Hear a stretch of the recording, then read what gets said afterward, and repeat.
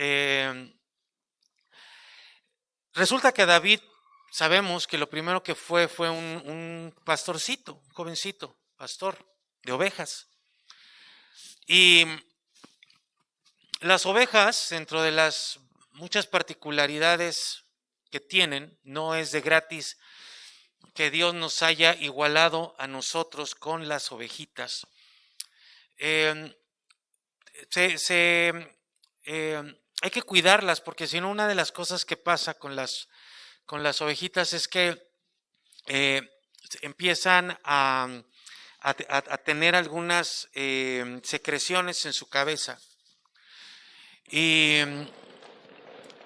esas secreciones hacen que los insectos vengan en su cabeza y empiecen a llenar, a pararse en sus oídos, en sus ojos y en su nariz.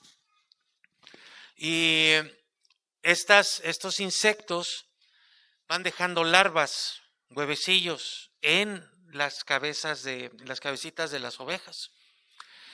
Y entonces es muy molesto para la oveja. No puede como un perro rascarse, no puede quitarse esos bichos, esos insectos. Y entonces lo que hace es que empiezan, por la desesperación de la molestia, yo creo que todos más o menos por ahí alguna vez hemos tenido un mosco que no nos deja dormir. Ahora imagínense una cantidad de insectos en los ojos, en la nariz y en las orejas. Gracias, con este. Entonces es demasiado molesto. Y lo que hacen las ovejitas es que empiezan a golpearse contra lo que puedan encontrar en su cabeza de la desesperación, de la molestia. Y entonces lo que hace un pastorcito, un pastor de ovejas, de animalitos, es que le pone aceite en su cabeza a la ovejita.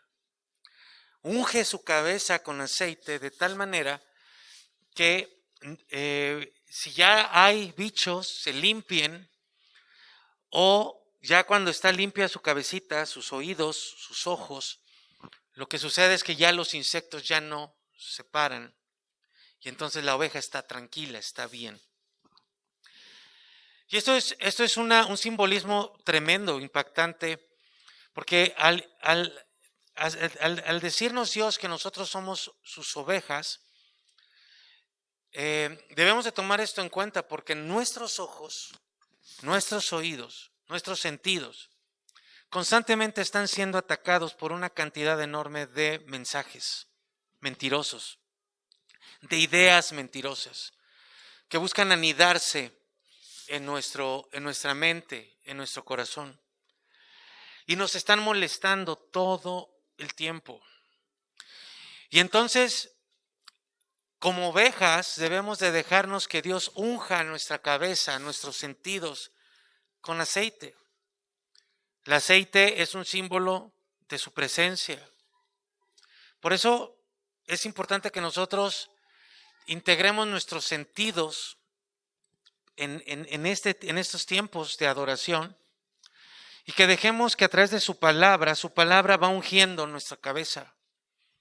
Nuestros oídos los va limpiando, nuestros ojos los va limpiando, nuestros sentidos los va limpiando, para que esos bichos mentirosos, esos pensamientos mentirosos, no nos molesten en la semana, sino que constantemente estemos nosotros afirmados en la verdad que venimos a recibir. De tal manera que tú la puedas llevar a cabo y no caigamos en un religiosismo donde solamente vengamos a ocupar un lugar y no haya ningún cambio en nosotros. Y esa es nuestra constante lucha, que haya un cambio en nosotros, que un cambio real, que nosotros mismos notemos que hay una transformación, que estemos más fuertes, que seamos más maduros, que podamos experimentar más capacidad, mayor poder y sobre todo para hacer lo que dice, lo que pide Dios que hagamos. Entonces yo les voy a pedir que oremos y que cada uno de ustedes le pida a Dios que unja su cabeza, la de ustedes, sus sentidos, con el aceite de su presencia y con el aceite de su palabra. ¿Ok? Cierren sus ojos, por favor, y hagan esta oración de manera individual, personal, y ustedes mismos, por favor, ustedes solos.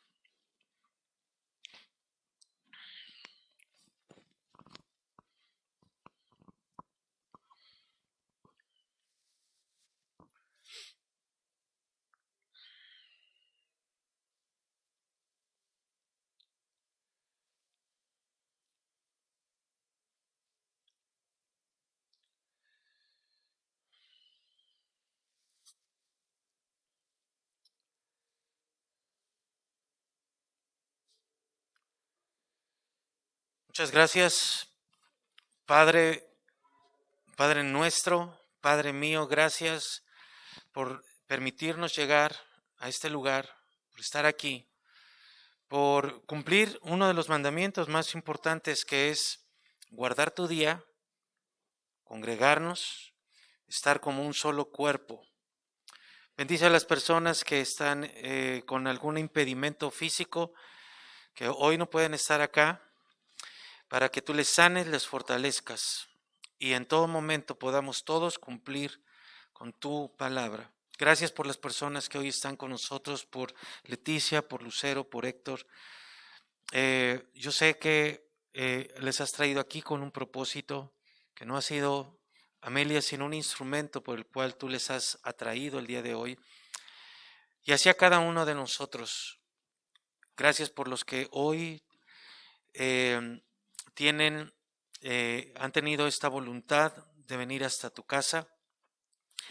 Y ya que estamos acá, te pedimos que unjas nuestros sentidos con tu presencia, con tu palabra, y que no permitas que ningún pensamiento mentiroso se vuelva a anidar nunca más contra todas esas cosas que luchamos diariamente, constantemente, todos esos pensamientos e ideas que nos detienen y que nos impiden que se lleven a cabo los cambios que tú deseas realizar en nosotros. Yo te doy gracias porque hoy tienes un mensaje preciso, claro, específico en esta nueva etapa que hoy iniciamos. Gracias, muchísimas gracias, porque nos permites estar acá.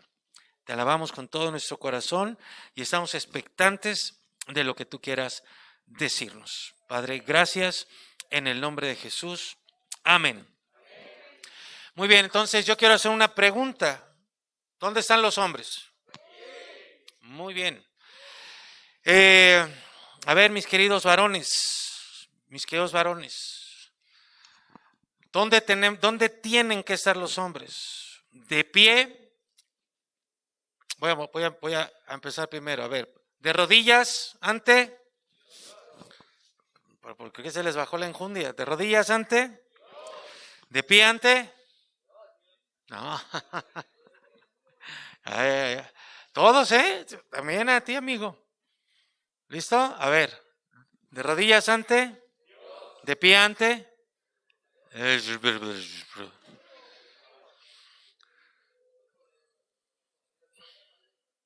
rodillas ante? ¿De pie ante? Nuestra familia. ¿Cuál nuestros enemigos? Nuestra familia, nuestra esposa, nuestros hijos. ¿Para qué? Un hombre, ¿qué tiene que estar haciendo ahí con su esposa y con sus hijos? Guiándolos. ¿Qué más? Protegiéndolos. Enseñándoles, animándoles. Muy bien. Entonces, a ver, varones, ¿dónde están? Muy bien. Los varones no deben de tener miedo de ocupar su ante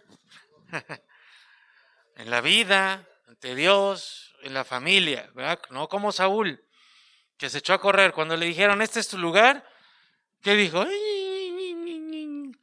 Como en los reels esos, ¿no? Que sale yo esperaba un perro de este tamaño y me sale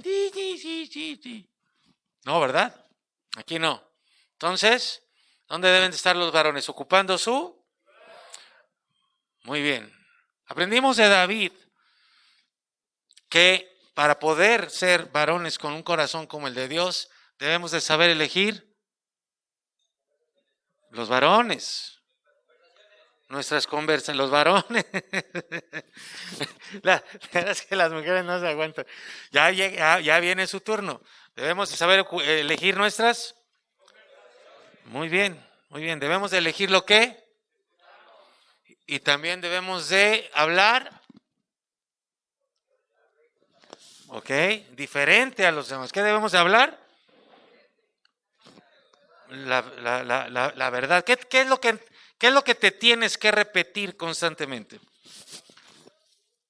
Las promesas que Dios te ha dado. A ver, varones, ¿cuántas promesas Dios les ha dado? Por lo menos 73. Ya le agregaron 3 acá. ¿Está bien?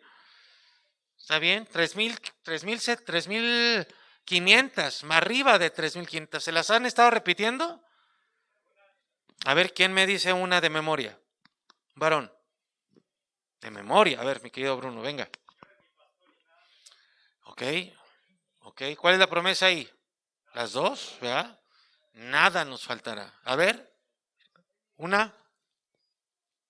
¿No? A ver. Muy bien, si has estado angustiado, ahí tienes una promesa. A ver, mi querido Armando. ¿Eh? No, esa no es una promesa de Dios. A ver, mi querido Charlie. ¿Cómo? Dios conmigo, ¿quién contra mí? Pero ¿será que sí se las han estado repitiendo o son nada más así como tablas de cristiano? A ver, mi querido Sergio. ¿Qué quiere decir eso? ¿Qué quiere decir? Todo lo puedo en Cristo que me fortalece. ¿Todo? ¿Volar? ¿Te acuerdas en qué momento lo dijo Pablo? Sé vivir en la abundancia y sé vivir en escasez. Todo lo puedo en Cristo. O sea, hay que saber vivir en todas las etapas de la vida. Mi querido Israel, ¿alguna que te hayas estado repitiendo ahora? Ok, ¿qué es lo que pasa cuando no nos repetimos la palabra? Vienen todos esos insectos, todas esas ideas mentirosas, empiezan a anidarse en nuestra mente, en nuestro corazón, y entonces lo que te estás repitiendo constantemente es lo otro, la mentira. Lo último que hizo David con Goliat, antes de cortarle la cabeza, antes de darle esa pedrada en medio de las cejas y cortarle la cabeza, fue que él esgrimió la verdad. Goliat seguía con su amenaza falsa, le dijo: hoy voy a dar a comer tu cuerpo a las aves. Y David le dijo: no, Dios Jehová te ha entregado a ti en mi mano, y al que se van a comer las carnes es las tuyas, a ti te van a comer las aves. Entonces supo elegir las palabras, supo esgrimir las palabras sabiamente. Y por eso ahorita yo les estoy moviendo a que ustedes esgriman esa palabra, y digo esgrimir porque la misma Biblia dice que su palabra es la espada del Espíritu. Es con lo que atacamos. Entonces no son buenos deseos, mi querido Armando. La actitud es importante, pero esa no es una promesa. No son de las buenas noticias que Dios nos ha dado. Y bueno, en estos mensajes que han estado dirigidos principalmente a los hombres, había mucho material también para las mujeres. ¿Habrá alguna mujer que haya recibido alguna bendición en estas semanas anteriores a través de los mensajes? ¿No? ¿Ninguna? Ahora, ¿por qué ahora ya se apagaron? ¿Y ahora vamos a empezar con ustedes? ¿Y ahora ya todas aguadas? ¿Y ahora los hombres van a empezar a responder por las mujeres? ¿Qué onda? ¿Estamos alrevesados o qué? A ver, mujeres, ¿habrá alguna que haya recibido o se echaron su sueñito porque dijeron: este mensaje es para los hombres, mejor acá me vengo a dormir? ¿Sí? Perfecto. Somos el tesoro, perdón. Somos su riqueza, ¿verdad? Él nos dice eso en su palabra. Bueno, lo más importante es el cambio que esto pueda producir, que tú estés viendo. Yo tengo la impresión de pronto como que semana tras semana sus días son iguales que el anterior, que no pasa mayor cosa. Eso no es lo que tiene que estar sucediendo, tiene que haber un cambio constante. Y ahora vamos a hablar sobre un libro de una mujer, sin embargo, igual, el mensaje es para todos, para todos. El mensaje que estuvimos recibiendo las semanas anteriores era principalmente para los varones, pero es para todos, para hombres y mujeres, jóvenes, niños, para todo el mundo. Y vamos a hablar, vamos a estudiar y va a ser, bueno, yo ya estoy emocionado por lo que Dios está hablando. Y pues miren, cuando hablo de cambios, cuando hablo de que esto sirva para cada uno de ustedes, no necesariamente me tengo que enterar yo. Sería bueno, tanto para ustedes como para mí, poder tener esta retroalimentación, saber que sí está habiendo cambios. No siempre, no me tengo que enterar siempre, pero el que se tiene que enterar eres tú. Pero estas semanas anteriores, supe de la lucha y cómo una persona estuvo esgrimiendo la espada de la palabra contra ataques fuertes, durísimos. Y bueno, fue una mujer la que estuvo esgrimiendo la palabra. Y pude saberlo en el momento y pude ver cómo esta mujer estuvo luchando y cómo venció. Y no solamente fue una mujer que estuvo esgrimiendo en una batalla fuerte el mensaje, o sea, estuvo aplicando, estuvo poniendo por obra lo que ha estado aprendiendo acá. Aunque el mensaje era para hombres, fue una mujer la que lo aplicó. Y no solamente una, hubo otra mujer que le ayudó a vencer a vencer con la palabra. Esta mujer a la que me refiero es Helene. Gloria a Dios, hoy contamos con un nuevo miembro en esta iglesia que se llama Lena.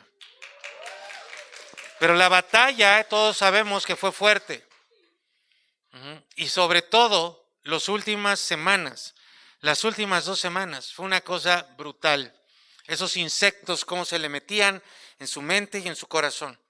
Y hubo otra mujer enviada por Dios. ¿Y saben por qué fue enviada una mujer a ayudarle? Porque uno necesita estar dispuesto a que Dios lo use. Y esta mujer llegó y le dio lo que necesitaba. Palabra. Escuchó la voz de Dios, nuestra querida Esmeralda, y con valentía, con valor, con seguridad, le dio una palabra a Selene, que fue lo que le ayudó a estar confiada, segura, para el momento del parto, del alumbramiento. Y hoy está Lena con nosotros, está sana, está fuerte, y Selene no solamente vio o tuvo la alegría de tener ya en sus brazos a su hija, sino tuvo la victoria desde antes de que naciera, porque ahí fue cuando recibió esta palabra, una palabra de Dios impresionante, puesta en la boca de una mujer a otra mujer.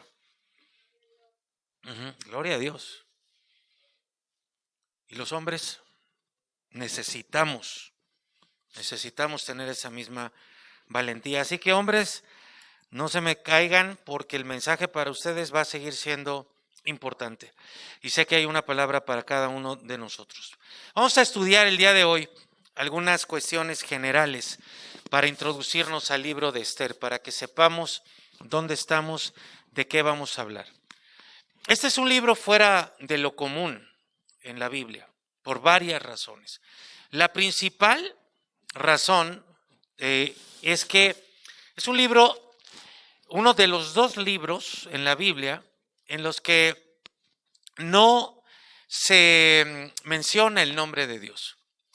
La Biblia está compuesta por 66 libros y esos 66 libros pasaron por siglos por un escrutinio tremendo, muy fuerte, muy riguroso para poder ser considerado un documento que estuviera contenido o que se integrara a lo que se le llama el canon bíblico. Ustedes saben que, a ver, ¿quién me dice qué quiere decir la palabra Biblia? No, biblioteca. Biblia es un plural en latín que quiere decir biblioteca o libros. Ajá. Y por eso son 66 libros. Y para que estuviera integrado a esos 66 libros se les llama canon bíblico. Entonces, necesariamente tendría que estar el nombre de Dios. Y por eso Esther fue un libro que tuvo muchísima discusión a lo largo de los siglos para que fuera integrado en el canon bíblico. No hay ninguna mención de Dios en todas sus páginas, no hay ni siquiera un título divino, algún pronombre que se refiera a Dios, o sea, no hay un tú, no hay un él que se refiera a Dios. Sin embargo, el rey que aparece en el libro de Esther, que lo vamos a conocer, un rey pagano, un rey idólatra, se le menciona 192 veces. Los más estudiosos dicen que un judío devoto, un judío que realmente busca a Dios, puede ver el nombre de Dios en el texto original porque está en clave. Y viéndolo en el original hay distintas partes donde aparece el nombre Jehová o Yahvé, como queramos nosotros vocalizarlo. Tampoco es mencionado el libro de Esther en el Nuevo Testamento. No hay una sola referencia. Jesús no lo menciona, los apóstoles no lo mencionan, Pablo no lo menciona, nadie lo menciona, ni Pedro, ni Juan, nadie. Pero en contraposición o en contraste de esto, también digamos en contra del propio documento de Esther, está lleno de menciones de las supersticiones que había donde se lleva a cabo la historia de Esther. Se mencionan los días de suerte, se mencionan las fiestas paganas, ¿no? Como la que tenemos por aquí cerquita. Y también se presenta una corte pagana y un gran monarca que tiene dominio sobre todo el mundo que era conocido en esa época. Todo esto hace muy poco común el libro de Esther porque solamente el otro libro donde no se menciona a Dios, pero se ve más claramente, es el libro de Cantares. Y les vamos a presentar acá una imagen, también la vamos a enviar a nuestro chat para que la tengan y ustedes puedan ver dónde se ubica el libro de Esther en la historia. Y vamos a ver que el rey que está reinando en el tiempo de Esther, en los años 480 al 470, hay que recordar que antes de Cristo, los años hacia nosotros se cuentan de más a menos, ¿verdad? Porque si ponemos el 0, donde nace Cristo, y empezamos 1, menos 1, menos 2, menos 3, obviamente van a ir aumentando los números. Si nosotros venimos de regreso, pues entonces por eso acá está el 480, 470, 460, que es cuando reina el rey Asuero, el rey Jerjes, el padre de Artajerjes, ese que sale en la película sangrienta de los 300. Y esos son reyes paganos. Ahí es donde podemos colocar, ahí lo ven en amarillo, el libro de Esther. Esto lo van a tener ustedes para los que les guste estudiar la Biblia. Otra cosa que lo hace muy poco común es que se le puso un nombre de una mujer. Si los judíos tienen fama de machistas, si los mexicanos tienen, yo no, fama de machistas, Bueno, estos paganos nos dicen a todo el mundo, quítense, que ahí les voy. Es una cosa verdaderamente aterrador. Por lo mismo es no solo inusual, sino extremadamente sorprendente que en medio de una cultura tan machista, y lo vamos a ver, se le haya colocado el nombre de una mujer. Y es muy posible que el autor de este libro no haya sido una mujer, haya sido un hombre, no se sabe quién es, pues se le puede atribuir tal vez a Esdras, tal vez a Nehemías o también al mismo Mardoqueo que va a aparecer en el libro de Esther. Ustedes saben que el otro libro que está en la Biblia con el nombre de una mujer es Ruth, y solamente son 2 libros en toda la Biblia, pero este resalta más por el tremendo machismo y por la tremenda cultura contra la mujer que había en aquel momento. En algún momento ya estudiamos nosotros el libro de Ruth y vimos que es la historia de un romance, es la historia de un amor impresionante que obviamente prefigura o nos habla del amor de Dios hacia nosotros. Si el libro de Ruth le podemos llamar el romance de la redención, porque recuerden que Ruth es redimida por Booz, el que fue su esposo. Y aquí les voy a dar la palabra clave del libro de Esther. Al libro de Esther lo podríamos llamar el poder de la providencia. A ver, por favor, digan todos fuerte, providencia. Esa palabra se les tiene que quedar en la mente.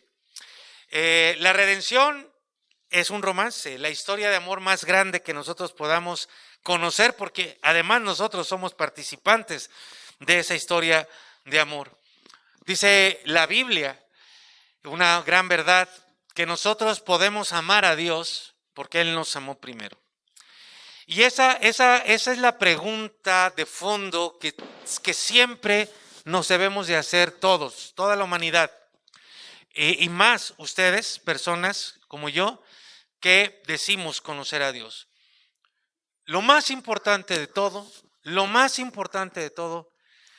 es, la pregunta de fondo es si amas a Dios, si lo amas. No es cuánto conoces de Él, no es cuánto sabes de la Biblia, no es qué denominación tienes, es ¿amas a Dios o no? Y si lo amas, entonces vas a obedecerlo, vas a conocerlo, vas a tener con una completa rendición a Él, no va a haber ninguna reserva, pero va a haber una entrega total. Y ahí es donde tú te puedes dar cuenta si lo amas o no, si realmente estás entregado, porque eso es el amor, una entrega total a Él, como Él se entregó a nosotros y lo sigue haciendo, se sigue entregando, y eso es algo que vamos a ver precisamente en este libro, que podríamos subtitularlo El poder de la providencia.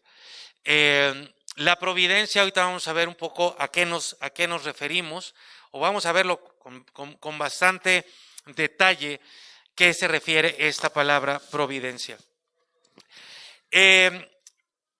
Voy a irme un poquito atrás en la historia, bueno, bastante atrás en la historia del libro de Esther. Está David en la historia y después, siglos después, viene Esther. Bueno, un siglo y fracción después. En el libro de Deuteronomio, que quiere decir segunda ley, en el capítulo 31, ese es un momento histórico donde el pueblo de Dios, que fue rescatado de Egipto, había muerto en el desierto después de 40 años por incredulidad. Eso quiere decir que puede haber personas, naciones enteras, que pueden dar vueltas en círculo en esta vida y nunca avanzar y morirse dando vueltas en círculo. Por eso les hablaba al principio la importancia de que ustedes vean en su semana que hay cambios reales en su vida, que hay avances reales. Porque si no los hay, ustedes pueden ser candidatos o están siendo candidatos a dar vueltas en círculo en la vida y realmente nunca avanzar.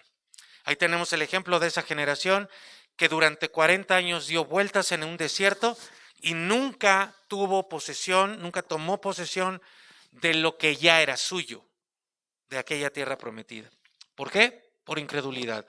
¿Por qué? Por miedo. ¿Por qué? Por todo lo que hemos estado tratando, bueno, al menos yo he estado luchando para que salga de ustedes el miedo, la incredulidad y cualquier otra cosa que les esté obstaculizando obedecer a Dios. Hay personas que veo obedecen a Dios, pero también hay muchas que veo que no. O sea, siguen exactamente igual que en años desde que las conocí. Y entonces eso debería de alertarnos. En este capítulo 31 están a punto la nueva generación, los hijos de los incrédulos, que Dios dijo, menores de 20, estos no morirán, todos los demás van a morir. Esa nueva generación estaba a punto ya de entrar a la tierra prometida. Ellos iban a tomar posesión. Sin embargo, aquí en este capítulo 31, Dios les habla de su futuro. Si tú quieres saber tu futuro, no tienes que ir a ningún horóscopo, no tienes que ir con ningún brujo, tienes que ir con Dios porque Él es el Dios de los tiempos, Él es un Dios eterno. Y Él les habla de su futuro. Y su futuro, la generación que iba a tomar la tierra prometida no era nada bueno. Les dijo en el capítulo 31, ustedes que van a tomar esta tierra prometida van a ser llevados cautivos a Babilonia, mi querida Marta. Imagínate nomás, los que ya estaban libres de todas esas cosas, ahora les está diciendo, ustedes van a ser llevados cautivos a Babilonia. Y también les habló de la cautividad bajo el imperio romano. Les dijo lo que pasó con Jesús, en tiempos de Jesús, les dijo que el imperio romano iba a destruir la ciudad de Jerusalén, esto es en el año 70 después de Jesús, y que el pueblo también sería llevado cautivo. Miren por favor este texto en Deuteronomio 31, 18. Dice, pero ciertamente, mira cómo habla Dios. Cuidado porque precisamente este es el mensaje de Dios. Este es el mensaje que Dios tiene para ti hoy. Entre varias otras cosas que quiere Dios decirte hoy, aquí empieza Dios hablándote. Y dice, ciertamente yo voy a esconder mi rostro en aquel día. Caray, eso no lo quiere nadie. Que Dios nos dé la espalda. Que nosotros le hablemos a Dios y Él no nos escuche. Que nos dé la espalda. ¿Por qué Él daría la espalda a alguien? Dice, por todo el mal que ellos, se está refiriendo a ese pueblo que va a entrar, habrán hecho. Y está hablando del futuro. Está diciendo, ahorita están muy acá, muy bien, muy obedientes. Pero ¿saben qué? Se van a apartar. Van a hacer un mal terrible. Y se van a volver a dioses ajenos. Teniéndome a mí, se van a ir en pos de dioses que ni siquiera son reales. ¿Por qué les muestro este texto? Porque esto que Dios estaba diciendo que iba a suceder, es lo que vamos a ver en el libro de Esther. Esta es la razón por la cual el nombre de Dios no se menciona en todo el libro de Esther. Porque lo que vamos a ver en el libro de Esther es cómo Dios escondió su rostro de su pueblo. Porque todo lo que sucede en el libro de Esther es el pueblo cautivo, pero no solamente eso. Sin embargo, aunque Dios escondió su rostro de ellos, podemos nosotros decir, y lo vamos a descubrir, que Dios siempre está aún en las sombras, escondido. ¿Y saben qué hace? Cuida de aquellos que le pertenecen. Entonces el libro de Esther nos va a dar un informe del pueblo, de un pueblo que estaba viviendo fuera de la voluntad de Dios, completamente fuera de la voluntad de Dios. Cuidado amigos, cuidado gente bonita, cuidado. Miren, el título de este mensaje yo le puse Entendiendo los tiempos, porque vamos a ver eventos históricos que sucedieron, pero nosotros estamos inmersos en la historia. Ustedes y yo estamos viviendo un tiempo histórico de por sí, pero además estamos viviendo un tiempo histórico único en toda la historia. Venimos de un evento único, la pandemia. Una pandemia mundial que duró alrededor de 2 años. Todavía vemos ahí sus coletazos finales. Pero estuvimos 2 años en una pandemia. Y sabemos que esto afectó de muchísimas maneras. Personas murieron, familiares, amigos. La economía se vio fuertemente afectada. Hubo gente que ya no pudo seguir pagando su renta y que tuvo que irse a vivir con algún otro familiar, o que ya no pudo seguir pagando la hipoteca. Muchos negocios cerraron, lo hemos visto en las calles. Pero así como muchas empresas, muchos negocios, muchos pequeños empresarios quebraron y tuvieron que cerrar y se quedaron con deudas. Yo no sé si ustedes lo han pensado, lo han visto o lo han pensado siquiera, pero hubo muchas iglesias y ministerios que también cerraron sus puertas. Y una de las cosas que debemos aprender, y obviamente es tristísimo tanto que un negocio cierre como que una iglesia cierre, pero una de las cosas que debemos aprender de las pruebas, atención, es que las pruebas hacen eso. ¿Qué? Prueban. Las pruebas prueban. Prueban quiénes son y quiénes no son. Prueban de qué estamos hechos. Y muchos no pudieron seguir. Muchos no siguieron. Yo le doy gracias a Dios que no solamente pasamos por una pandemia, sino que al menos en esa pandemia le doy gracias a Dios que su servidor incluso hice más, mucho más de lo que venía haciendo antes de la pandemia. En medio de la pandemia iniciamos proyectos y alcanzamos a más personas que antes de la pandemia. Y lo seguimos haciendo. Y yo le doy la gloria a Dios por eso. La iglesia de Cristo, lo hemos visto, nace frente a las fauces del dragón. Lo describe Apocalipsis en esa figura. Con la mujer, capítulo 12, dando a luz y un dragón ahí esperando comerse al bebé. Es una imagen de la iglesia. La iglesia de Cristo, Hechos capítulo 1, desde los evangelios y luego Hechos capítulo 1, que es un libro histórico, nace en medio de la persecución. O sea, la iglesia de Cristo, y sabemos que la iglesia no es un templo, sino las personas que seguimos a Cristo, la iglesia nace, podríamos decir, en el peor momento de la historia. Pero así lo quiso Dios, que ahí naciera. De tal manera que la iglesia, desde su nacimiento, está probada en la prueba. Nace en la prueba. Así que no nos debería de sorprender a nosotros, o nosotros deberíamos de tener la expectativa de que ser parte de la iglesia de Cristo nos evita los problemas. No, al contrario, nos meten peores, pero nos da la victoria de todos ellos.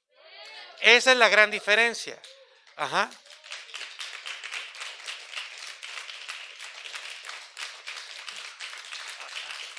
Eso. A ver, digan conmigo, por favor, la iglesia de Cristo siempre está bajo amenaza. Esa es la verdad. Esa es la verdad. Siempre estamos bajo amenaza, siempre estamos bajo ataque, pero siempre Dios nos hace prevalecer. Mira lo que dice Mateo, la palabra, esto no lo digo yo. Dice, tú eres Pedro, y sobre esta roca edificaré mi iglesia. Ya les he dicho, pero se los recuerdo. La roca no es Pedro, Pedro es una piedra. Pero Pedro acaba de decir, tú eres el Cristo, el Hijo del Dios viviente. La declaración de Pedro constituye la roca fundamental de la iglesia de Cristo. O sea, toda persona que cree en su corazón que Jesús, el hombre, es el Hijo del Dios viviente, el Cristo, ahí hay iglesia. Y luego la verdad dice, ayúdenme a repetir lo que dice la verdad, por favor, dice ahí. Y, a ver todos, por favor, todos. Y, a ver una vez más, por favor. Ahora digan, ¿y los poderes del infierno no prevalecerán contra mí? Porque yo soy iglesia. Esa es la verdad de Dios. Ahora mira, en Hechos dice, en el libro de Hechos dice, ojo con esto, que Dios añade cada día a los que han de ser salvos. O sea, añade personas a la iglesia. ¿Quién lo ha escuchado? ¿Sí lo han escuchado? Pero también hay un texto que dice en Juan, en el Evangelio de Juan, que Dios, como labrador, corta a los pámpanos que no dan fruto. Entonces, Él añade y Él corta. Y nuestra pregunta, tu pregunta de reflexión, de meditación constante, es, ¿amo a Dios? ¿Realmente lo amo? Y entonces tienes que ver tus hechos, o sea, tus frutos. Y si no hay fruto, tienes que pensar si no estás siendo cortado. Porque, ¿qué pasa si en tu cuerpo de pronto un dedo se te empieza a poner morado? Bueno, no seas tan drástico, cuando se te pone morado no te lo cortan. Ahora, no vas al doctor y luego se te pone negro. Y no vas al doctor y luego ya no sientes. Ya no sientes. ¿Qué pasa? Ahí sí, ¿verdad? A lo mejor ni te lo tienen que cortar. A lo mejor se cae. Ese dedo se empezó a enfriar. ¿Qué le pasó? Entonces, cuidado con que tú digas, ay, me estoy enfriando. Porque a los que se enfrían, a menos que tú lo lleves al médico, a los que se enfrían los cortan. Por eso es que a mí me preocupa que tengan aquí una actitud de fuego. No que estén y que estén metidos, no desparramados, metidos, no con miradas perdidas, metidos en el mensaje, tratando de motivar que su actitud aquí pueda cambiar y permanecer para que la actitud afuera sea exactamente la misma o mayor. Por ejemplo, ahorita, para que su actitud afuera sea igual o mayor. Así. Actitud. Ahora lo podemos decir de dientes para afuera, pero yo espero que te la empieces a creer y tengas esa actitud correcta. Entonces, deberíamos de preguntarnos qué tan en fuego estamos o si te estás enfriando. Porque al que se enfría, no lo apapachan, lo cortan. Y no yo, el labrador. ¿Por qué digo todo esto? Pasamos por una pandemia. No todos regresaron. Y no me refiero a Río nada más. Me refiero en todo el mundo. Por eso hubo iglesias que cerraron. Porque hubo gente que no regresó. Hubo congregantes que no regresaron. Hubo líderes que dejaron de servir. Para mantenerse en esa pasión hay que estar activos. Porque mientras más frío estés, más te vas a enfriar. Más te vas a enfriar. ¿Sí? Como dirían en Colombia, la vuelta, o sea, la cosa es hacia adelante, no hacia atrás. Porque si retrocedes, hay más probabilidades de que seas cortado, de que te enfríes. Y ahí está la prueba. Después de la pandemia, muchas iglesias cerraron. Muchos pastores dejaron el ministerio. Y no me refiero a Río, porque gracias a Dios estamos aquí. Y hay gente de Río que no regresó. Otros, y aquí es donde tal vez tengamos que preguntarnos, otros siguieron igualito que la pandemia. Yo recuerdo cuando empezamos la pandemia, los mensajes que yo les decía, los primeros mensajes que yo les decía era, por favor, entendamos lo que estamos viviendo, para que no estés en tu casa ahí y no te bañes porque hay una transmisión y no estés con tus mejores ropas para alabar a Dios. ¿Por qué? Porque si no estamos presentes, es más fácil para ti irte enfriando, dejando de hacer lo que hacías. Y hay personas que siguen igual de impuntuales, que siguen igual de faltistas, que siguen igual, exactamente igual. Hay personas que se quedaron en sus casas, que no entienden para qué es la transmisión y que lo toman más por un mal hábito que por entendimiento. Y repito, no hablo solo de los que están en Río, esto es algo mundial. Ahora, ¿qué tiene que ver todo esto con Esther? Ojo, cuando el rey Ciro, un rey pagano, decretó, después de la cautividad de Babilonia, decretó que los judíos podían regresar a su propia tierra, o sea, les dijo, ya, son libres, regresen, váyanse a su tierra, a Jerusalén, váyanse a Israel. ¿Qué creen? No todos regresaron. ¿Sabes cuántos regresaron? 70,000 personas.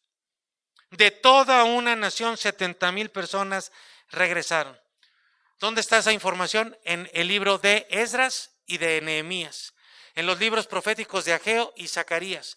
Estos 4 libros nos dan información precisa de los que regresaron después de un evento histórico. De hecho, eso sigue sucediendo actualmente. En la tierra de Israel hay aproximadamente 4 millones de judíos. ¿Sabes cuántos hay en todo el mundo? Más de 16 millones de judíos. O sea, sigue siendo desde aquel entonces la misma realidad de no regresar. Pero, ¿por qué es esto importante? Bueno, los que regresaron fueron 70,000. Se quedaron millones en la tierra de Babilonia. Pero el problema es que Dios les había dicho que regresaran. Les dijo claramente, regresen a su tierra porque yo los voy a librar de esa cautividad. Así que los que no regresaron estuvieron fuera de la voluntad de Dios. ¿Tendremos alguna información de esa gente que no regresó a su tierra? La respuesta es sí. ¿Dónde? En el libro de Esther. Este es el contexto histórico de este libro. En otras palabras, en el libro de Esther vamos a ver una página de la historia del pueblo de Dios donde todos estuvieron fuera de su voluntad. La información que vamos a ver ahí es evidencia histórica de millones de personas que se rehusaron a hacer la voluntad de Dios. Pero en esto, nosotros vamos a ver a Dios en otra perspectiva. Y aquí es donde está lo emocionante. Porque aunque ellos estaban fuera de la voluntad de Dios, vamos a ver a Dios cómo dirigía a su pueblo y cómo dirigía la historia. Y de eso se trata la providencia. Les voy a dar varias definiciones de providencia, de qué es la providencia. Y yo espero que esto sea emocionante para al menos algunos 75 de los que están acá. ¿Qué es la providencia? Bueno, miren, muchos de ustedes saben, y los que no se los digo, que en la Biblia encontramos lo que la misma Biblia le llama doctrinas. Las doctrinas son la base, el fundamento, el cimiento de nuestra fe. Y es una doctrina correcta, es una doctrina sana, es una doctrina, por lo tanto, de vida. Las doctrinas de nuestra fe, que deberíamos todos de conocer porque ya se las hemos dado a todos, o a la gran mayoría, y deberíamos de saber de qué se tratan, son de las cosas que tenemos que estarnos repitiendo. Muchas de estas doctrinas tienen sustento en el Antiguo Testamento. De los dos testamentos, Antiguo y Nuevo, muchas están en el Antiguo Testamento. A ver, vamos a ver si aquí hay algún avispado que me pueda responder. ¿Listos? ¿Hombres o mujeres? ¿Ah? Existe la doctrina de la redención. ¿En qué libro del Antiguo Testamento podría estar la doctrina de la redención?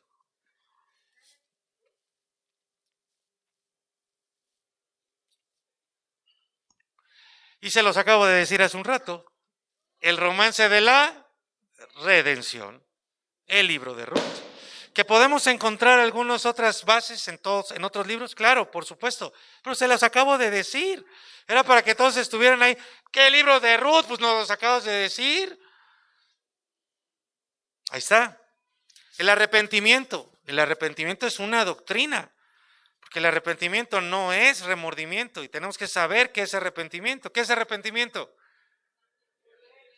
Eso es lo que les estoy hablando, de que ustedes tienen que ver cambio en ustedes semana tras semana. Y ese es el problema, que después de las pruebas somos probados y seguimos exactamente igual. ¿De qué sirve la prueba? ¿Qué pasa con la prueba que no prueba lo que tiene que probar? Vuelve a suceder. La Biblia dice que nos alegremos cuando estemos en muchos tipos de pruebas, pero no por la prueba, sino por lo que la prueba produce, y es madurez, es crecimiento, es que seamos cabales sin que nos falte nada. Entonces, si la prueba no produce el cambio en ti, pues vas a seguir siendo una y otra, hasta que te mueras y nunca pases de la prueba. A ver, levanten sus manos. Levanten su mano, digan: Señor, hazme un hombre que siempre esté en pruebas y nunca vaya a lo que tú tienes para mí. ¿Amén? Bueno, eso no se prueba aquí, eso se prueba allá afuera, todos los días, a través del cambio. La resurrección. La doctrina de la resurrección la encontramos, a ver quién me dice en qué libro, así clarita, que hasta fue mencionada por Jesús. En el libro de... ¿En qué texto? Esa es la doctrina de la salvación. ¿En Jonás? ¿En Jonás? ¿Verdad? Porque Jesús mismo dijo: les voy a dar la señal del profeta Jonás, que así como él estuvo 3 días y 3 noches en el Hayat, no, ¿verdad? En el vientre de un pez, así el Hijo del Hombre estará 3 días y 3 noches en el centro de la tierra, que es, o sea, muerto, ¿verdad? El libro de Esther nos va a dar la base para la doctrina de la providencia. Y esto quiere decir lo siguiente, que el pueblo de Dios estaba en una tierra extraña. ¿Les suena conocido? ¿Sí? Pues nosotros estamos en una tierra extraña. Esta no es nuestra tierra, aunque hayamos nacido mexicanos. Nosotros somos peregrinos y extranjeros. Sí, vamos de paso, todos. Estaban en una tierra extraña, fuera de la voluntad de Dios. Ay, ay, ay. Ay, ay, ay. Ellos no habían obedecido las órdenes de Dios, porque las órdenes de Dios eran: regresa, regresa, regresa. Ajá. Pero ellos se quedaron, desobedecieron, se olvidaron de Dios y vivieron alejados de Él. Ahora, ojo con esto que les voy a mostrar. No tuvieron comunicación con Dios. O sea, tú puedes pensar mucho en Dios, pero el tema es comunicarte, tener una relación con Él. Ajá. O sea, ellos dejaron de orar y dejaron de invocarlo, incluso en los momentos de aflicción. Mira, cuando ellos fueron llevados cautivos, o sea, que los conquistaron y los llevaron cautivos a Babilonia, ellos dijeron lo siguiente, Salmo 137:4. Y si tú ves el Salmo, Al principio va a tener un referente al cautiverio en Babilonia. Dice, ellos escribieron esto, ese pueblo cautivo en Babilonia escribió, ¿cómo cantaremos alabanza? Así como nosotros hace rato. ¿Cómo cantaremos alabanzas a Jehová en tierra de extraños? ¿Por qué? Porque los llevaron cautivos y les estaban metiendo la cultura babilónica por todos lados. Por el canal de las estrellas, por el 7, por Univisión, por las telenovelas, por los noticieros, el de la mañana, el de la noche. Les metían la cultura babilónica por todos lados, por las canciones, por los libros, por todos lados. Entonces ellos decían, ¿cómo vamos a cantar si nos sacaron de nuestra tierra? Esto era un lamento. Pero luego ellos hicieron un pacto. 137:5. Ellos comprometieron su palabra. Mira esto. Dijeron ellos, si me olvidare de ti, oh Jerusalén, pierda mi diestra su destreza. Ahí está, esclerosis múltiple. Porque ni siquiera es un accidente. Que vaya perdiendo su fuerza. Y luego mira lo que dice. Mi lengua, ¿qué dice ahí? Se pegue a mi paladar. Si no enalteciera a Jerusalén como preferente asunto de mi alegría. ¿Qué pasó? Bueno, dijeron que mi lengua se pegue. Y pum, que se les pega la lengua. Se olvidaron. Su ciudad estaba destruida, estaba en ruinas. Ojo, por eso Dios le dijo al pueblo cautivo que regresaran, porque la ciudad estaba en ruinas, apenas se había levantado el templo y no quisieron regresar al lugar donde los necesitaban. Cuando más los necesitaban, la mayoría se quedó en su comodidad.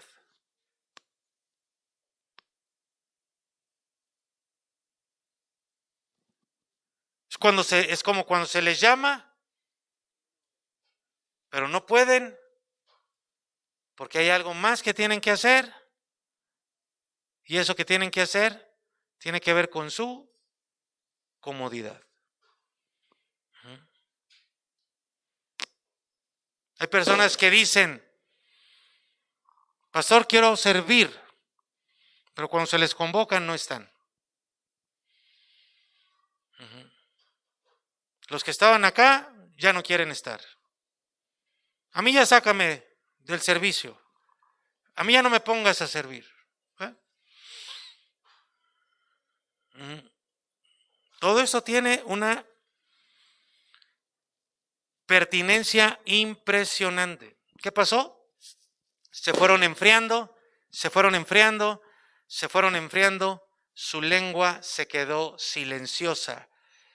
No estaban alabando a Dios, no se estaban dirigiendo a Él en oración. Y esto hace del libro de Esther un relato completamente diferente a todos los demás libros. ¿Y qué podemos decir acerca de Dios? Bueno, y esto va a ser impresionante.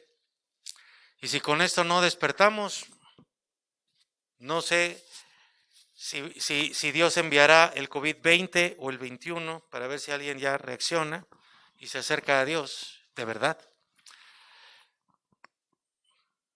Cuando el pueblo lo olvidó, Dios no los había olvidado.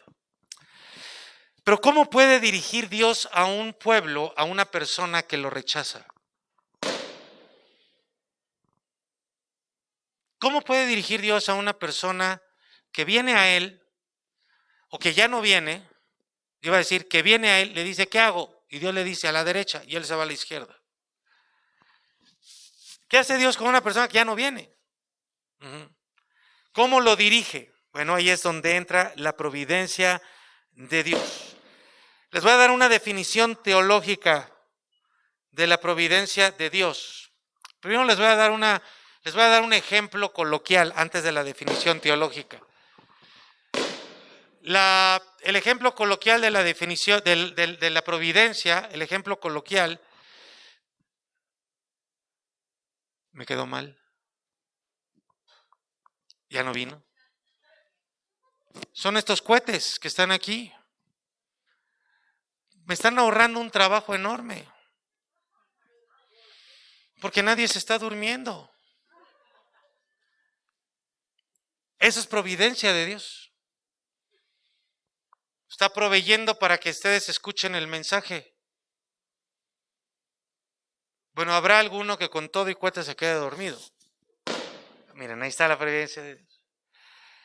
Hay algunos que cohetes se quedan dormidos. Y hay otros que con todo y cohetes se quedan dormidos. Les voy a dar la definición teológica. La providencia de Dios es el medio por el cual Dios dirige todas las cosas. Las cosas animadas, las cosas inanimadas, las cosas visibles y las cosas que no se ven, lo bueno y lo malo. Dios está detrás aún de lo que nosotros calificamos como malo, pero Dios dirige todo hacia un propósito digno, correcto. Lo cual significa que al final su voluntad se va a llevar a cabo. Ojo con esto. Ojo con esto. Porque eso quiere decir, por un lado estamos teniendo un pueblo que no quiere hacer la voluntad de Dios. Que le dijeron regresa y no regresaron. Que prefirieron ser extranjeros en su comodidad que ser ciudadanos trabajando, sirviendo, luchando. Ante eso, del otro lado, está un Dios providencial que provee. ¿Pero qué provee?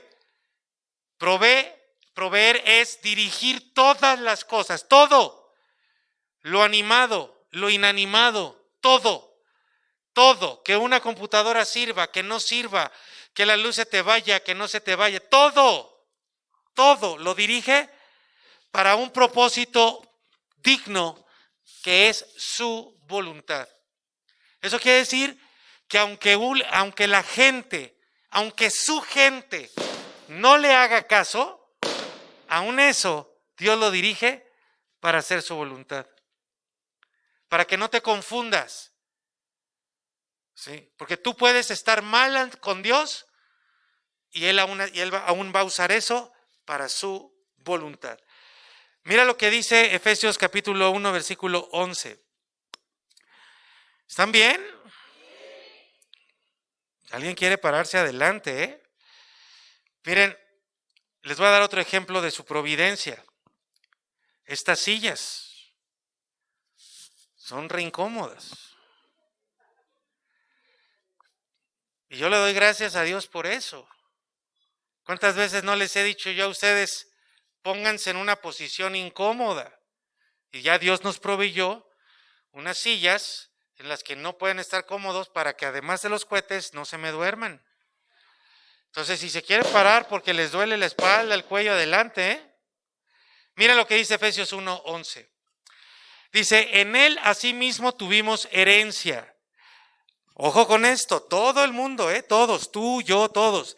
Todos fuimos predestinados conforme al propósito del que hace todas las cosas.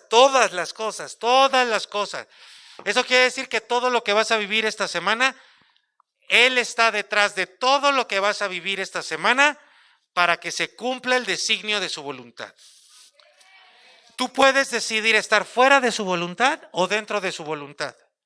Pero si aún tú decides estar fuera de su voluntad, eso ya lo tomó en cuenta Dios para cumplir su propósito. Y tú vas a estar fuera de su voluntad. ¿Me explico? O sea, tú estás fuera de su voluntad, pero al final Dios va a usar tu resistencia, tu incredulidad, tu falta de crecimiento, tu no cambio, tu desobediencia, la va a usar para Él cumplir su voluntad.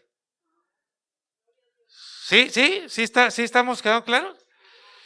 Así que mi estimado oyente, nuestro Dios está dirigiendo el universo ahora mismo Aunque uno ve el mundo y dice, esto está terrible, una guerra en Rusia y en Ucrania, y las guerras en África, y el dólar, y el Brexit, y el Chapo, y los Chapitos, y Harfuch, y tu tía, ¿cómo se llama? Sheinbaum, y su abuelito, y todos, ¿no? Y nos llenamos de terror y decimos, ¡ay! La vida está horrible. Dios está atrás de todo eso y lo está dirigiendo hacia un propósito. Digan por favor fuerte, creación. Muy bien. Digan ahora preservación. Esos son dos conceptos que debemos de tener claros para poder entender la providencia. ¿Qué quiere decir la creación? Que todo lo que vemos es creado, comenzando con la tierra. Es creado, el universo. ¿Qué es creación? Nosotros no podemos crear. Creación es de la nada, Dios crea. Y la nada no la conocemos porque nosotros ya nacimos en la creación. Y la única forma, ojo, la única forma de comprender que todo fue creado no es por medio de la ciencia, es por medio de la fe. La ciencia va a comprobar, pero nosotros vamos a comprender. La ciencia comprueba y cada vez está más cercano. Me da risa ahora con el telescopio maravilloso que está mostrando las galaxias y una serie de cosas, pero vuelven a comprobar que el universo se sigue extendiendo. ¿Por qué? Porque Dios es infinito y Dios está más allá. Y ese Dios que está más allá es el que tú puedes llamar papá. Tremendo, ¿verdad? Entonces, solo por la fe podemos comprender que todo fue creado. ¿Y por quién?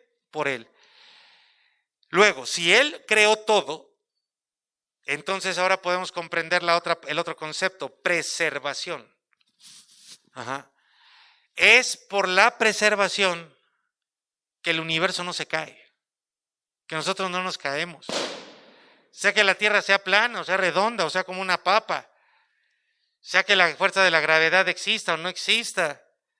Es impresionante que los astrónomos vuelvan a ver el universo y los planetas y las galaxias sigan ahí, como si estuvieran así colgadas por hilitos, ¿no?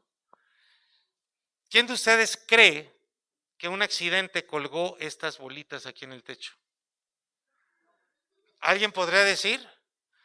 ¡Ay, surgió un accidente y pum, se colocaron así en ese orden y en ese color! No, ¿verdad? Es un absurdo total porque sabemos que alguien lo hizo.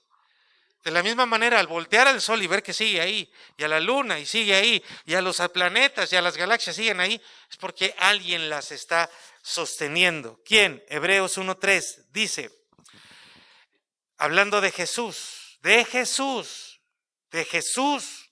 no de Dios, claro es Dios, pero de Jesús. Hebreos 1 habla de Jesús. Dice, el cual, Jesús, siendo el resplandor de su gloria, porque lo pudimos ver, y la imagen misma de su sustancia, y mira qué dice ahí, ayúdenme.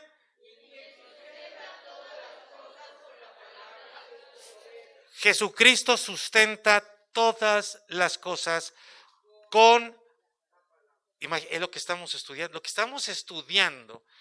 y de lo que nos estamos alimentando es lo que Jesucristo usa para sostener todas las cosas y para sostenerte a ti.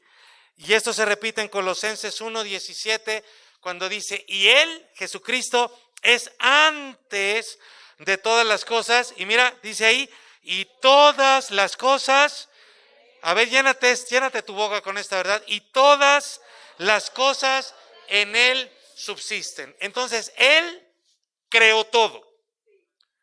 Él sustenta el universo.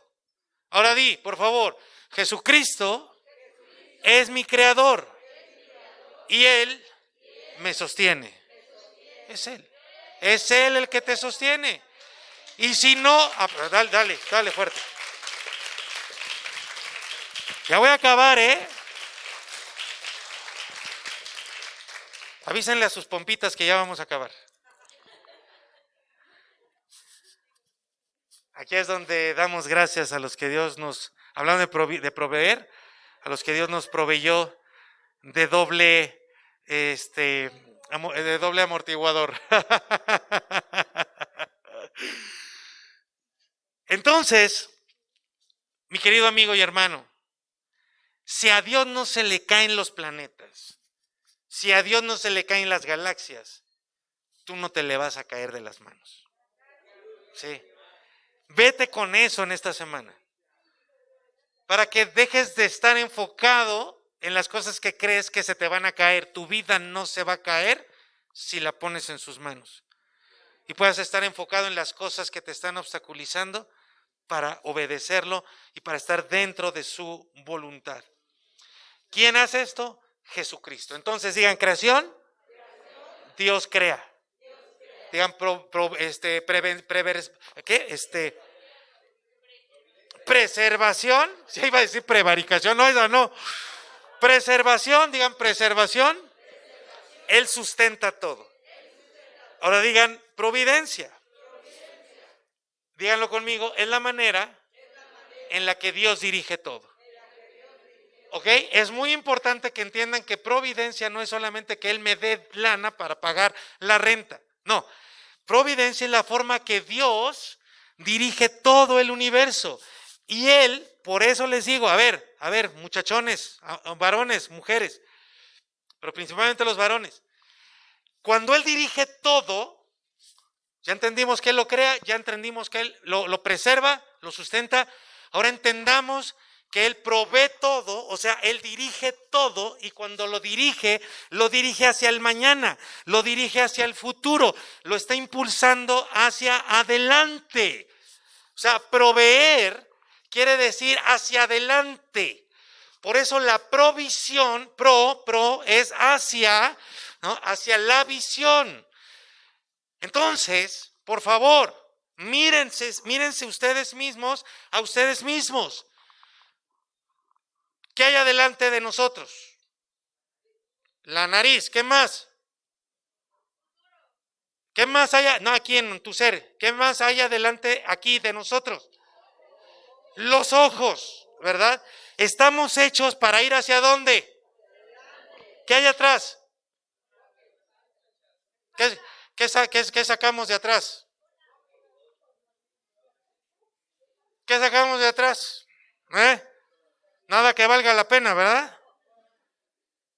Entonces entiendan, varones, que hasta nosotros mismos estamos hechos para ir hacia adelante. No para que te eches en reversa, papi.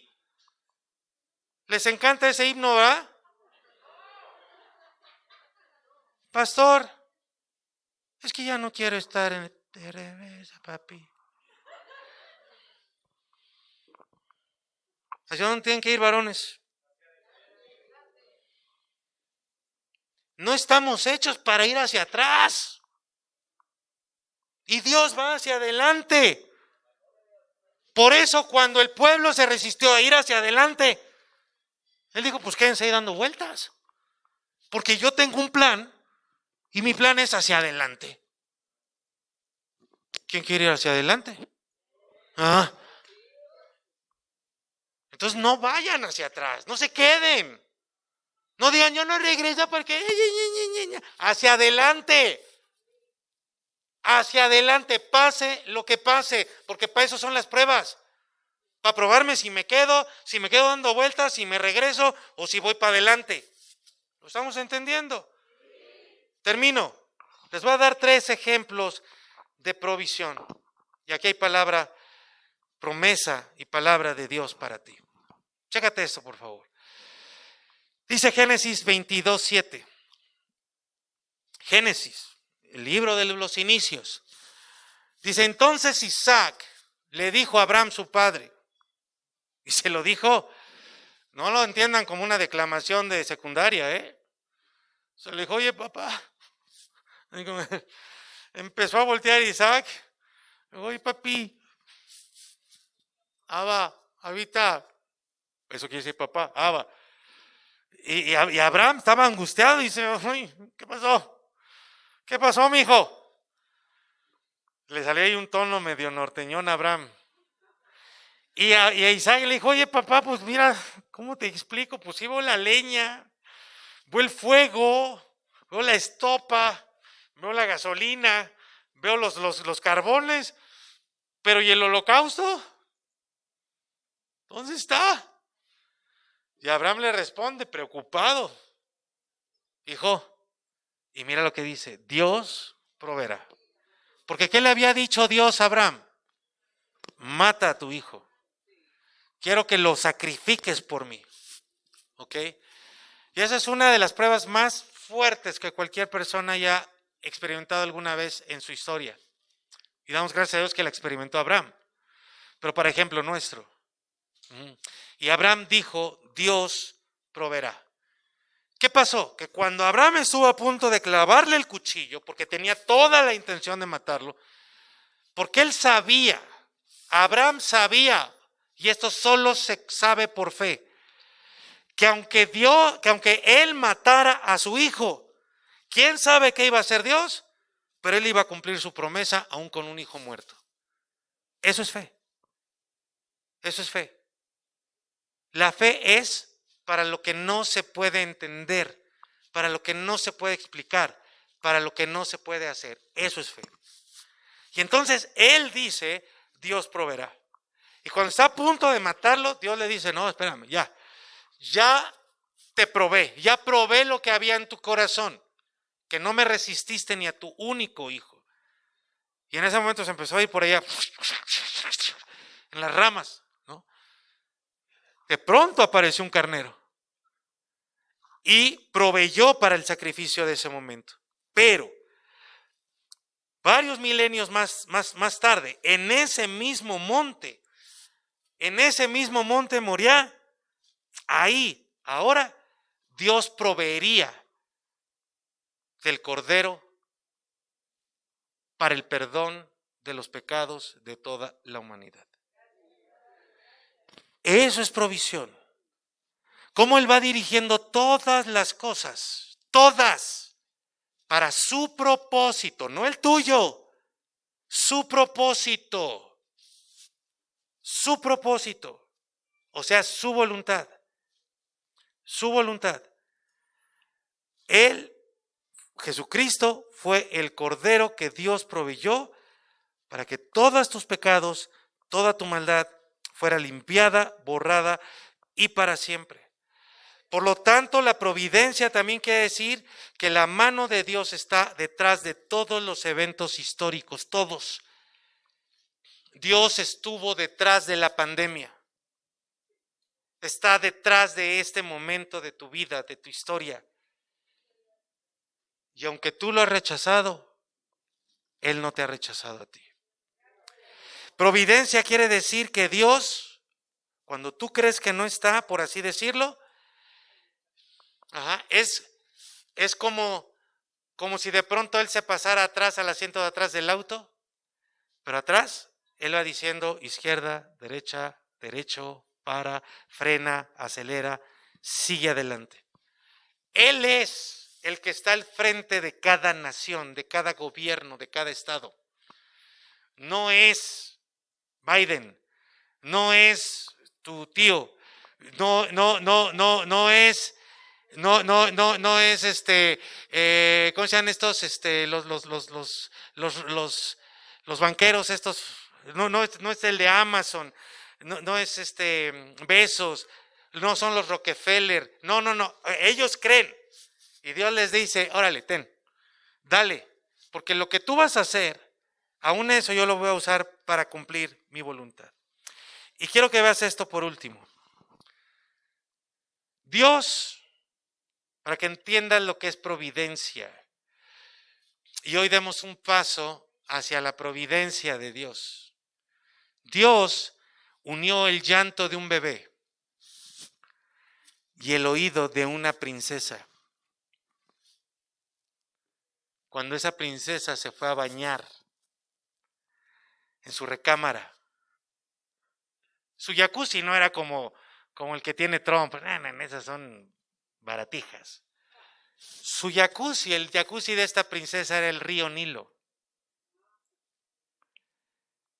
Y ahí Dios estableció que cuando ella fuera a bañarse, habiendo cerrado la puerta de su recámara, llorara un niño, un bebé. Puedes ver a Dios ahí dándole un pellizquito al bebé para que llorara en ese momento. ¿Para qué? Para que los gritos de ese pequeño bebé llegaran a los oídos de la princesa. Cuando ella vio lo que ocurría, tomó a la criatura en sus brazos y contra toda lógica, porque su papá acababa de dar un decreto donde todos los niños menores de 2 años los mataran. Y llegó por medio de la hija de ese hombre, y este niño fue usado por Dios para liberar a su pueblo. Estamos hablando de Moisés. Eso es providencia. El libro de Esther nos va a proporcionar las mejores y mayores ilustraciones de la providencia de Dios. Y es por eso que aunque nunca se nombre a Dios, lo vamos a ver detrás de todos los eventos. Así como en tu vida. ¿Qué es dar un paso hacia la providencia de Dios? Es decirle a Dios, si tú sostienes las galaxias, si tú sostienes las estrellas, si tú has puesto nombre a cada una de ellas, si tú el día de hoy estás sosteniendo esta tierra, yo confío plenamente que tú vas a sostener mi vida, como lo has sostenido hasta ahora. Y por eso ya no me voy a afanar, no me voy a preocupar. Voy a hacer lo que tú me dices, voy a hacer lo que tú me mandas. Voy a buscar primero tu reino, porque ahora puedo confiar que todas las demás cosas van a llegar por añadidura. ¿Por qué? Porque Él provee, Él provee, Él provee, Él provee. ¿Sabes por qué no llegan las cosas a tu vida? Porque las has querido hacer tú, porque las has querido obtener tú, porque estás demasiado afanado, demasiado preocupado o demasiado cómodo dentro de tu preocupación. ¿Damos el paso o no? Ponte de pie entonces, por favor. ¿Me ayudas, Josué? Padre, hoy queremos dar este paso hacia una confianza plena, total y absoluta de ti. Estamos por dar este arranque y meternos una vez más en las profundidades de tu palabra. Poder conocer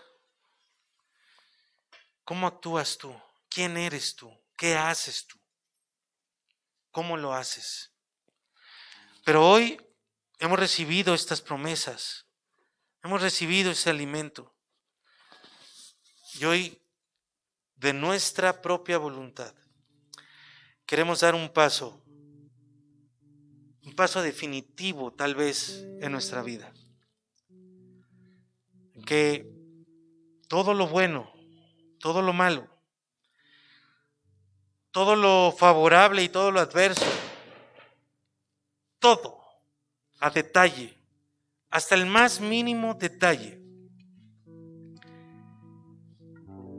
es y está en tu control total y absoluto.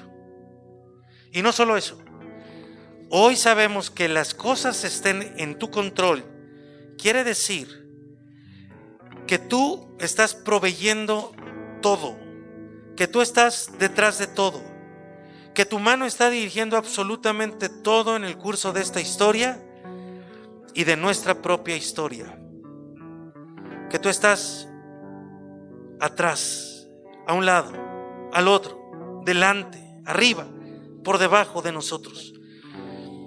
Y que si no hemos caído ha sido única y exclusivamente porque tú nos has sostenido. Cuando vemos el cielo y vemos las estrellas que ahí siguen, cuando vemos las montañas, cuando vemos los mares y los océanos cómo no se salen de su cauce, cuando vemos a los pájaros que siguen volando, cuando vemos las especies que nos extinguen. Cuando vemos cómo el agua sigue corriendo desde no sabemos dónde. Cuando vemos que los bosques siguen estando verdes. A pesar de todo lo que escuchamos, de todas las amenazas. Cuando ahora aprendemos y comprendemos que todo eso es porque tú estás sosteniendo todo con el poder de tu mano, hoy podemos dar un paso hacia ti, Jesucristo, un paso que sea definitivo y rendir nuestra vida y entregarnos por completo a ti en una total y absoluta confianza. De tal manera que a partir de este minuto dejemos de afanarnos por las cosas, por las riquezas, por los bienes materiales, por la salud, por las situaciones familiares, por cualquier problema o dificultad en el trabajo, por el negocio, y que podamos hoy empezar a ser un pueblo que esté dentro de tu voluntad, que estemos del lado correcto de la historia, dentro de tu voluntad, que hoy verdaderamente podamos empezar a obedecerte en todo, desde lo mínimo hasta lo más descabellado que tú nos puedas decir. Que empecemos a vivir una obediencia en fe, en confianza plena, total y absoluta. Dile ahí en tu lugar: te entrego mi corazón, te entrego mi vida, te entrego mi ser, te entrego mi confianza. Quiero confiar en ti, ayúdame para obedecerte a ti, para ponerte a ti por encima de todo, hacer lo que tú me pides, ser el pueblo de tu voluntad, ser tu hijo que cumple tu voluntad, ser un hijo obediente que hace lo que tú dices. ¿Se lo estás diciendo? Díselo. O parte sí y parte no. Díselo con todo tu corazón. Y quiero decirles, yo no sé a dónde esté llegando este mensaje, pero quiero decirte en el nombre de Jesús: regresa. Regresa. No le pongas ya más pretextos a Dios. Regresa. Regresa. Regresa. No te quedes en tu comodidad. Regresa. A los que están aquí, regresen. Regresen. Es hacia adelante, no hacia atrás. Regresen. No vayas hacia atrás. No permitas un paso hacia atrás en tu vida. No más. No te quedes dando vueltas en esta vida. No sigas siendo el mismo que has sido por años. Por favor, te lo ruego, en el nombre de Jesús, te lo ruego.